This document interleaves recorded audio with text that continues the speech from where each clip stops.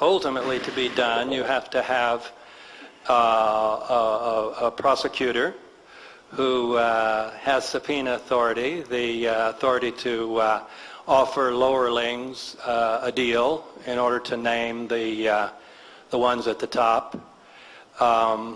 You have to put people under lie detector tests. In other words, you have to treat 9/11 like what it was, like a crime.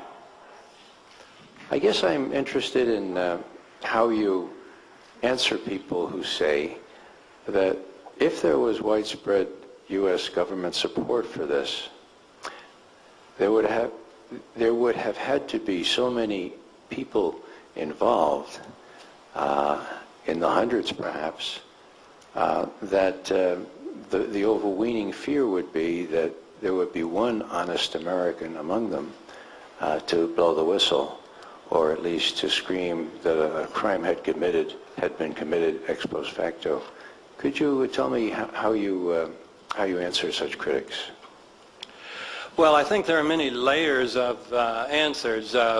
First of all, my focus today, of course, was not on the crime itself. It was on the cover-up, and just saying that the 9/11 Commission report ignored and distorted an enormous amount of evidence. But of course, the obvious inference is that when you engage in such enormous lies, and so many lies, then you must be covering up very high crimes. So it does suggest that they're covering up crimes at the highest level. So your question, Ray, is certainly well taken. I would say one level of explanation is that in operations of this sort, and I'm no expert, but this is what I hear, is that really relatively few people have to have the whole picture. That people in different departments and different underlings know only a certain part. Here's what you're supposed to do, and then you're told, and now you're to keep your mouth shut. And we can't explain, but this is for national security. This is for the national good. And so we ask you to not talk to the press and not talk to Congress. And if you do, then we do expect you to lie. But of course, we will protect you if you do. But then if you don't, if you go beyond the bounds, there's going to be some nut who's going to be very upset with you. And I'm just not sure, Joe, that we can protect your wife and kids.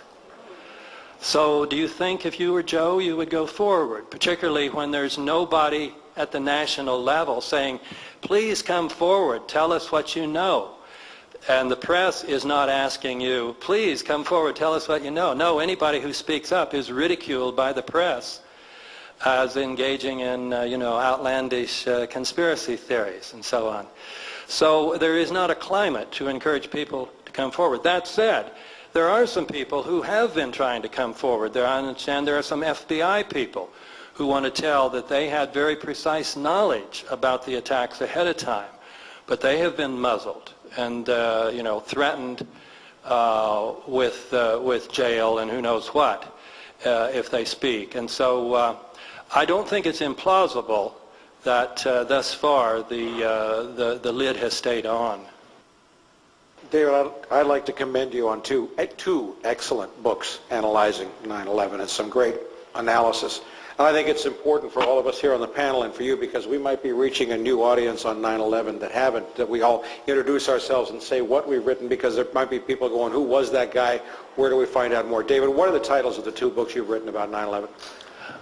The first one is called The New, and the second is called The 9/11 Commission Report, Omissions and Distortion.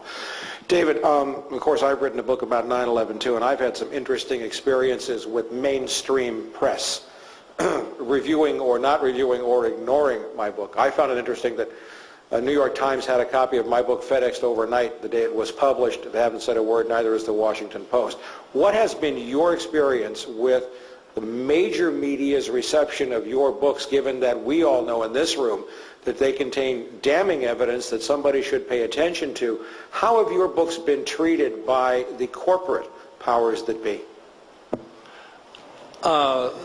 They've been ignored entirely, almost entirely. Now in England, the first book did get a 3-page spread complete with photos of the World Trade Center and all that. And it just happened that I was going to be in England, and that landed me a shot on the Richard and Judy show, which is the British equivalent of Oprah. They have a book thing and all. And obviously, it's the place to go. I mean, Bill Clinton looked and said, well, obviously David was on there, so he went on a few weeks later. I'm starting to get a few publications. One week, just the same week, I hit two publications you might consider somewhat at the opposite end of the spectrum. One of them was called Zion's Herald, and the other one was called Hustler magazine. It's something I hadn't heard of before, but it was interesting. They were the only ones. I tried some what you might call respectable magazines, and they would not answer my letters. Then a few weeks ago, the LA Times magazine ran a little interview with me, and it was unbelievably well done. So this was actually the first positive treatment in a mainstream publication.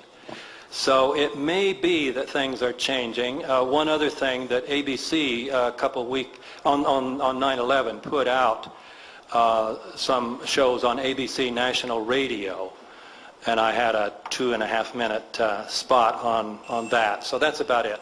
Very quick 5-second follow-up, David. Why do you think the mainstream media won't touch the truth about 9/11? Well, as you know, that's a very big question. It has to do with a combination of cowardice, co-optation, and complicity, and corporations, the 4 C's. What was the fourth one? Cowardice, co-optation, what, David? Complicity and corporations. Yeah. Actually, I just made that up. I used. Bravo!